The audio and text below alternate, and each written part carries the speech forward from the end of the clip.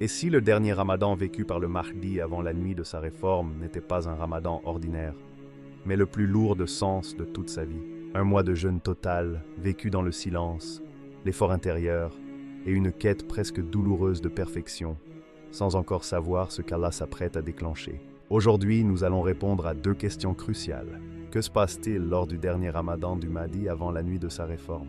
Et surtout, que signifie cette obsession intérieure pour la perfection dans son jeûne? Si tu fais partie des croyants des pays francophones comme la France, la Suisse, la Belgique ou le Canada, alors abonne-toi dès maintenant à la chaîne Témoin d'Allah, car ces rappels sont pour ceux qui ressentent que quelque chose approche. Un ramadan comme aucun autre. Ce ramadan-là ne ressemble à rien de ce que le Mahdi a connu auparavant. Extérieurement, tout semble normal. Les gens jeûnent, les mosquées se remplissent, les habitudes se répètent.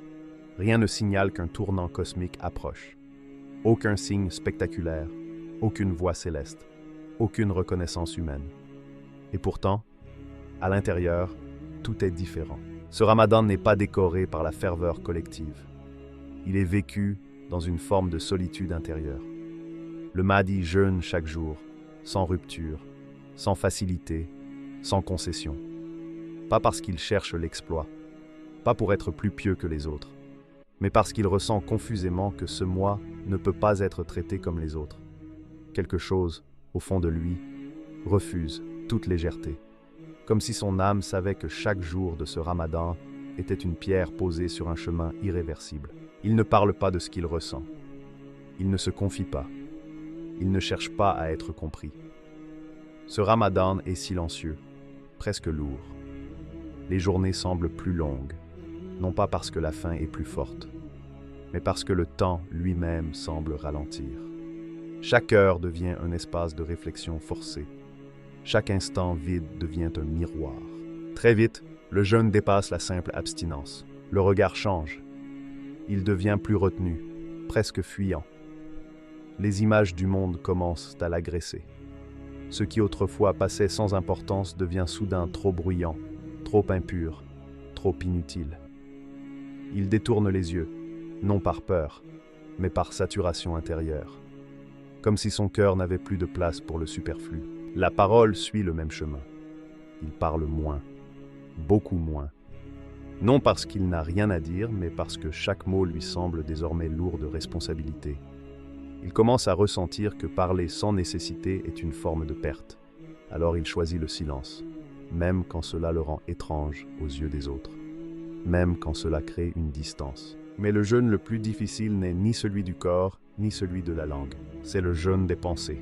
Durant ce ramadan, son esprit ne lui laisse aucun répit. Les pensées surgissent, insistantes, parfois violentes. Des souvenirs anciens, des regrets enfouis, des questions sans réponse. Pourquoi cette vie? Pourquoi cette sensation de décalage permanent? Pourquoi cette impression de ne jamais être à sa place, même parmi les siens? Le jeûne agit comme un révélateur. Il enlève les anesthésies habituelles. Il n'y a plus de distraction suffisante pour étouffer l'inconfort intérieur. Les nuits deviennent longues, peuplées d'insomnies silencieuses. Il se réveille souvent avant l'aube, sans raison apparente, avec une poitrine lourde et un esprit en alerte. Par moments, il ressent une fatigue étrange, qui ne vient ni du manque de nourriture, ni du manque de sommeil. Une fatigue de l'âme, comme si quelque chose en lui se consumait lentement. Et pourtant, malgré cette lourdeur, il continue, jour après jour, sans exception. Comme s'il était impossible de rompre ce jeûne sans rompre quelque chose de plus profond encore. Ce ramadan l'isole, pas physiquement, intérieurement. Même entouré, il se sent à distance. Les conversations ordinaires lui paraissent vides. Les préoccupations du monde lui semblent soudain minuscules, presque irréelles. Il écoute, mais il n'est plus vraiment là. Son cœur est ailleurs, sans savoir où. Et c'est là que commence la séparation. Sans qu'il ne puisse encore la nommer, l'ancien monde commence à se détacher de lui. Ce monde où il cherchait sa place, où il espérait une reconnaissance, où il tentait de construire un avenir normal. Ce monde-là commence à perdre sa consistance. Non pas par mépris, mais par désintégration naturelle. Il ne déteste pas la vie. Il ne rejette pas les gens. Mais il sent que ce qu'il poursuivait auparavant ne le nourrit plus. Le jeûne agit comme une main invisible qui retire, couche après couche, les attaches anciennes. Les ambitions personnelles s'effacent, les désirs simples deviennent fades. Même certaines joies licites perdent leur saveur, non parce qu'elles sont mauvaises, mais parce qu'elles ne sont plus suffisantes. Ce Ramadan n'apporte pas de réponse claire, il n'apporte pas de vision, il n'apporte pas de certitude, il apporte une disponibilité intérieure, une impression étrange d'être vidé, mais pas détruit, allégé, mais vulnérable. Comme si Allah préparait un espace en lui, sans encore y déposer ce qui doit venir. C'est une attente sans objet, une tension sans explication. Parfois, une pensée traverse son esprit. Et si ce mois était un adieu à quelque chose? Mais il chasse cette idée. Il ne sait pas encore à quoi il dit adieu. Il sait seulement qu'après ce Ramadan, il ne pourra plus être exactement le même s'il ne comprend pas pourquoi. Ce jeûne total, discret, anonyme, devient alors un passage, un seuil invisible entre deux états, un point de non-retour intérieur. Sans le savoir clairement, sans l'avoir demandé, son âme est déjà en train de quitter l'ancien monde. Doucement, silencieusement, irréversiblement. Le poids spirituel du dernier jeûne. À mesure que les jours de Ramadan s'écoulent, quelque chose change profondément dans l'expérience du Mahdi. Ce n'est plus seulement une question d'endurance ou de discipline. Ce n'est même plus une question de foi consciente. C'est un poids intérieur, silencieux, qui s'alourdit jour après jour, comme si chaque lever de soleil ajoutait une charge invisible sur son cœur. La fatigue qu'il ressent n'est pas celle que l'on peut expliquer. Ce n'est pas le corps qui cède, mais l'âme qui ploie. Il mange peu, dort peu, mais ce n'est pas cela qui l'épuise réellement. Ce qui l'use, c'est cette sensation persistante que quelque chose en lui est en train de se dissoudre. Comme si le jeûne ne se contentait pas de priver le corps, mais d'éroder lentement l'ancienne version de lui-même. Chaque jour de jeûne semble retirer une couche d'insouciance, une couche d'illusion, une couche d'attente personnelle. Il commence à sentir que certaines pensées qu'il portait depuis des années n'ont plus de poids. Des projets qui autrefois lui semblaient essentiels deviennent soudain secondaires, presque étrangers. Il se surprend à ne plus pouvoir se projeter comme avant. Imaginer l'avenir devient flou, non pas par peur, mais par désintérêt. Comme si son cœur refusait désormais de s'attacher à ce qui ne dépasse pas l'horizon du monde. Ce Ramadan agit comme une purification accélérée, mais une purification sans douceur apparente. Rien de confortable, rien de rassurant. Il ne ressent pas cette paix immédiate que beaucoup associent au jeûne. Au contraire, il traverse des moments de tension intérieure, de vide, parfois même de découragement silencieux. Non pas parce que sa foi faiblit, mais parce que tout ce qui n'est pas essentiel est en train d'être arraché. Les attachements tombent un à un, pas brutalement, mais inexorablement. Des relations qu'il entretenait par habitude perdent leur sens. Des conversations qu'il tolérait deviennent pesantes. Même certaines ambitions nobles lui paraissent soudain trop petites, trop humaines, trop limitées. Il n'arrive pas à expliquer ce rejet intérieur, mais il est réel. Son cœur refuse désormais la médiocrité spirituelle, non par mépris des autres, mais par incapacité à se contenter de peu. Il y a quelque chose de douloureux dans ce processus, car se détacher, ce n'est pas seulement renoncer à ce qui est mauvais, c'est aussi laisser mourir ce qui était simplement insuffisant. Et cela crée un vide, un espace inconfortable où rien ne semble encore prêt à prendre la place de ce qui s'en va. Le Mahdi ne comprend pas ce qui lui arrive. Il n'a pas reçu de révélation. Il n'a pas reçu d'explication claire. Il avance à l'aveugle, porté uniquement par une intuition intérieure qui lui dit de continuer, de ne pas interrompre ce jeûne, de ne pas chercher à alléger ce poids, car il sent au fond de lui que ce fardeau a un sens. Parfois, une question surgit. Pourquoi ce Ramadan est-il si différent? Mais aucune réponse ne vient. Et c'est précisément cela qui rend l'épreuve plus lourde, car il ne s'agit pas d'une ascèse qu'il a choisie. Ce n'est pas un effort volontaire pour se distinguer. Il n'y a aucun orgueil dans cette rigueur. Au contraire, il se sent souvent faible, dépassé, presque incapable de porter ce qu'il ressent. C'est une préparation imposée, silencieuse, sans mode d'emploi. Une préparation qui ne flatte pas l'ego, mais qui le brise lentement. Il n'y a pas de récompense immédiate, pas de reconnaissance, pas de sensation de réussite spirituelle, seulement une pression intérieure constante, comme si Allah rapprochait progressivement quelque chose d'immense, sans encore le révéler. Comme si le cœur devait être vidé jusqu'au bout avant de pouvoir recevoir quoi que ce soit. Les nuits deviennent le théâtre de ce poids invisible. Allongé, éveillé, il sent son esprit tourner autour de questions qu'il n'ose pas formuler clairement. Il se demande parfois s'il est en train de perdre quelque chose, ou de se préparer à tout perdre. Et cette ambiguïté est difficile à supporter. Ce ramadan ne le rassure pas, il ne le console pas, il le transforme, sans lui demander son avis. Chaque jour de jeûne agit comme un pas de plus vers un état intérieur inconnu. Un état où il n'est plus soutenu par ses certitudes passées, mais pas encore porté par une mission claire. Il est entre deux mondes, et cet entre-deux est pesant. Pourtant, malgré cette lourdeur, il ne recule pas. Il continue à jeûner entièrement, comme s'il savait, sans pouvoir l'expliquer, que s'arrêter maintenant serait plus douloureux encore que de continuer. Comme si rompre ce processus serait une trahison intérieure. Ce dernier jeûne n'est donc pas une élévation spectaculaire. C'est une descente intérieure, profonde, lente, méthodique. Une descente où l'âme est dépouillée de tout ce qui n'est pas absolument nécessaire. Une descente qui prépare, dans l'ombre, quelque chose que le Mahdi n'ose même pas encore imaginer. Et plus le ramadan avance, plus il sent que ce poids n'est pas un châtiment, mais une charge sacrée, confiée avant l'heure, à un cœur encore en train d'apprendre à la porter. L'aspiration à la perfection, un signe dangereux et sacré. Il y a, dans ce dernier ramadan, une tension intérieure presque invisible, mais constante. Le refus absolu de l'erreur. Pas l'erreur morale évidente, pas la faute spectaculaire, mais l'erreur subtile, celle de la négligence, celle du relâchement intérieur, celle que personne ne remarque, sauf Allah. Le Mahdi aspire à la perfection dans son jeûne, non pas parce qu'il se croit spécial, mais parce qu'il ressent confusément qu'il ne peut pas se permettre d'être approximatif. Comme si son âme avait compris avant son esprit que ce moment précis de sa vie n'était pas tolérant envers la légèreté. Ce n'est pas une idée claire, encore moins une certitude formulée. C'est une pression sourde, logée profondément, qui lui répète sans mots « Chaque détail compte ». Cette aspiration est dangereuse parce qu'elle frôle parfois l'épuisement. Et elle est sacrée parce qu'elle ne naît pas de l'orgueil. Il ne se dit jamais « je suis meilleur que les autres ». Au contraire, il se dit souvent « et si je n'étais pas suffisant ». C'est là que réside la différence essentielle. Cette recherche de perfection n'est pas tournée vers l'image, mais vers l'acceptation. Il ne cherche pas à impressionner. Il ne cherche même pas à se rassurer. Il cherche à être juste.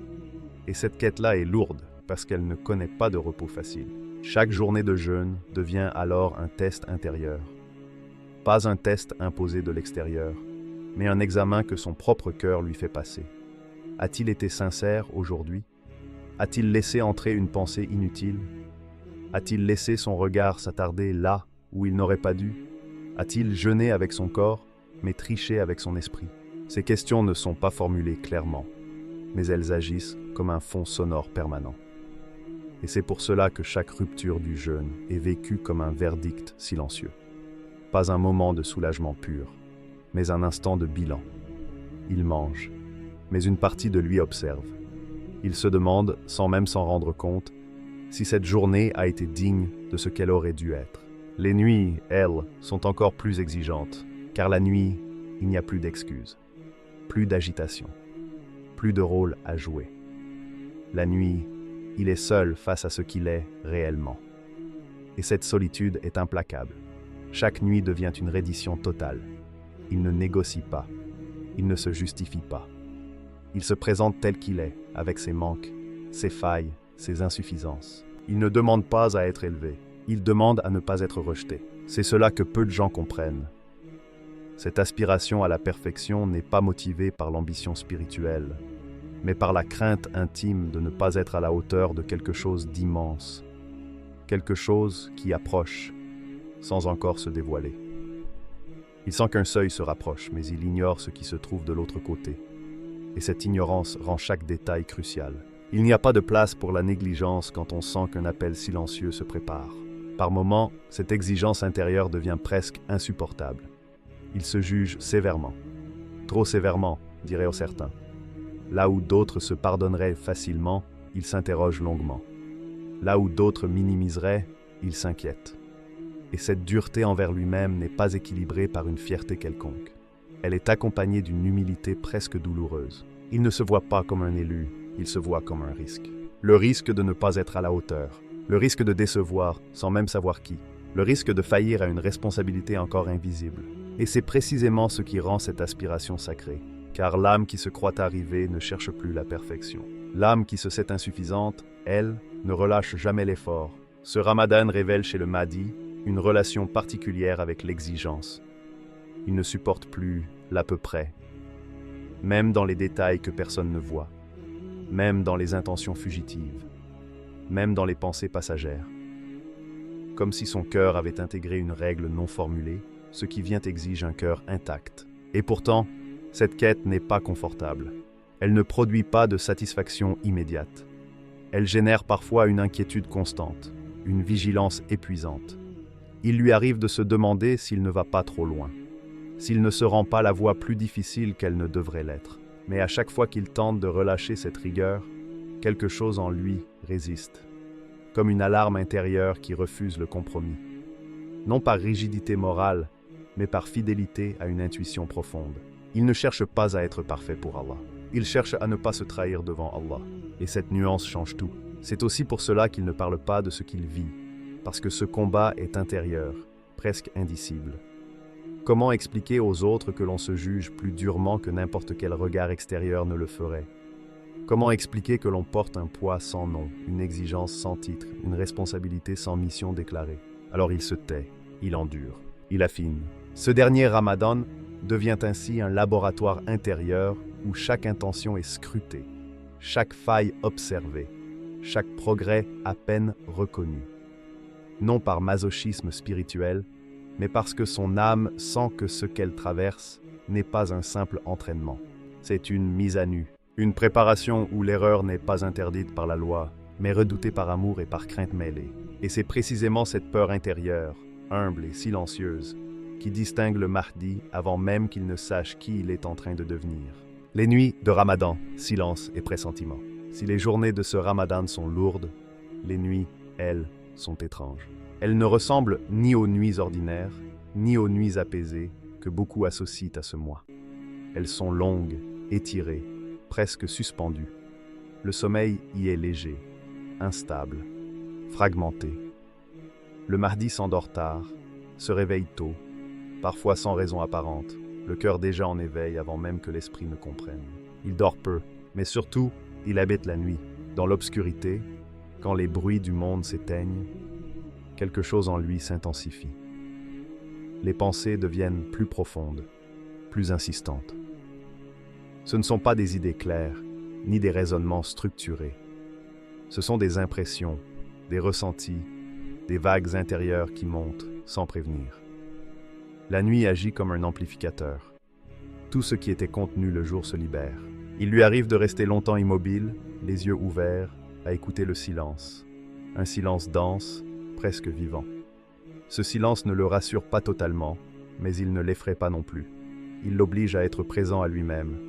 Impossible de fuir, impossible de se distraire. La nuit le met face à ce qu'il est devenu et à ce qu'il n'est plus. Il y a des moments où les larmes montent sans raison identifiable. Aucune pensée triste précise, aucun souvenir douloureux clairement formulé. Et pourtant, les larmes coulent, lentement, sans sanglots, comme si quelque chose se vidait de l'intérieur. Il ne cherche pas à les retenir. Il ne cherche pas non plus à les comprendre. Il les laisse passer, conscient que ces larmes ne sont pas un signe de faiblesse, mais un signe de débordement intérieur. D'autres nuits, au contraire, une paix étrange s'installe. Une accalmie profonde, presque irréelle. Le cœur se calme, l'esprit se pose. Pendant quelques instants, tout semble à sa place, comme si le monde avait cessé de peser. Ces moments sont rares, mais puissants. Ils donnent l'impression que tout ce poids a un sens, même si ce sens reste caché. Mais cette paix ne dure jamais longtemps. Elle est souvent suivie d'une angoisse diffuse, sans objet précis, une tension dans la poitrine, une vigilance inhabituelle, comme si quelque chose approchait, sans encore se montrer. Cette alternance est déroutante. Paix, puis inquiétude. Clarté, puis trouble. Et le Mahdi ne sait jamais quelle nuit lui offrira quoi. C'est dans ces nuits-là que son âme semble osciller entre deux mondes. D'un côté, le monde qu'il connaît, la vie ordinaire, les repères habituels, les limites connues, les routines rassurantes, même lorsqu'elles sont pesantes. De l'autre, un monde encore flou, indéfini, mais étrangement présent. Un monde qu'il ne voit pas, qu'il ne comprend pas, mais qu'il ressent, comme une présence derrière un voile, comme une porte encore fermée, mais déjà perceptible. Il ne sait pas ce qui l'attend, mais il sait que quelque chose l'attend. Certaines nuits, cette intuition devient plus forte. Il ressent clairement que ce Ramadan marque une fin. Pas une fin brutale, mais une clôture. Comme si ce mois était le dernier chapitre d'une vie intérieure, et que ce qui suivra ne pourra plus être vécu de la même manière. Cette pensée ne s'impose pas comme une révélation. Elle se glisse doucement, presque timidement, mais elle ne le quitte plus. Après ce mois, quelque chose va basculer. Il ne sait pas quoi, il ne sait pas quand, il ne sait pas comment. Et c'est précisément cette ignorance qui rend les nuits si intenses. Il cherche parfois des signes, pas des miracles, pas des voix, mais des indices intérieurs. Une direction claire, une confirmation. Mais rien ne vient. Le ciel reste silencieux. Et ce silence n'est pas vide. Il est chargé. Chargé d'une sagesse qu'il ne peut pas encore saisir. Allah, dans sa sagesse, ne lui révèle rien. Pas parce qu'il n'est pas prêt moralement, mais parce que la préparation n'est pas terminée. Car il y a une loi spirituelle que ces nuits lui enseignent sans mots. La réforme ne précède jamais la soumission totale. Tant qu'il reste en lui des attentes, des projections, des désirs de comprendre avant d'obéir, le voile demeure. La nuit le dépouille de ses attentes. Elle lui apprend à rester présent sans réponse, à supporter l'incertitude sans exiger d'éclairage immédiat, à faire confiance sans savoir. Et cette leçon est difficile, surtout pour une âme sensible, consciente, exigeante. Il lui arrive de se demander s'il est en train d'être testé ou façonné. Mais la nuit ne répond pas. Alors il continue à se lever, à s'asseoir dans le silence, à écouter son propre souffle, à sentir son cœur battre, parfois trop fort, parfois trop lentement. Ces nuits ne sont pas spectaculaires. Elles ne seront racontées par personne. Elles ne laisseront aucune trace visible. Et pourtant, elles font un travail immense. Elles sculptent l'intérieur. Elles creusent un espace. Elles habituent l'âme à vivre sans appui visible, sans certitude immédiate, sans reconnaissance. Le Mahdi ne le sait pas encore, mais ces nuits sont un entraînement. Un entraînement à la solitude intérieure, à la patience, à l'abandon sans passivité, à la présence sans contrôle. Chaque nuit passée sans réponse renforce une chose essentielle, sa capacité à rester fidèle, même dans le noir. Et c'est précisément dans ce silence nocturne, fait de larmes inexplicables, de paix fugace et d'angoisse profonde, que son âme apprend à marcher entre deux mondes, sans encore appartenir pleinement à aucun des deux. La fin du Ramadan, juste avant la nuit de la réforme. Lorsque le dernier jour de Ramadan s'achève, rien ne se produit extérieurement. Aucun bouleversement visible. Aucun signe qui ferait dire au monde que quelque chose vient de se terminer. Les gens célèbrent la fin du jeûne, reprennent leurs habitudes, retournent à leurs préoccupations ordinaires. Et pourtant, pour le Mahdi, quelque chose s'est définitivement clos. Il n'est déjà plus le même homme. Ce changement n'est pas spectaculaire. Il ne se voit ni dans le regard des autres, ni dans les gestes du quotidien. Il est silencieux, profond, presque imperceptible. Mais à l'intérieur, tout a été déplacé. Comme si ce Ramadan avait lentement démonté une structure ancienne pour en laisser apparaître une autre, encore fragile, encore nue. Il se sent vidé. Pas vidé comme quelqu'un qui a perdu, mais vidé comme un récipient enfin nettoyé. Les forces qu'il croyait posséder se sont révélées insuffisantes. Les certitudes qu'il portait ont été dissoutes. Même certaines prières qu'il répétait machinalement ont perdu leur automatisme. Rien n'est resté intact. Et pourtant, ce vide ne l'effraie pas. Il le reconnaît comme nécessaire. Comme si, pour la première fois, il n'avait plus rien à défendre intérieurement. Il est brisé, oui, mais pas détruit.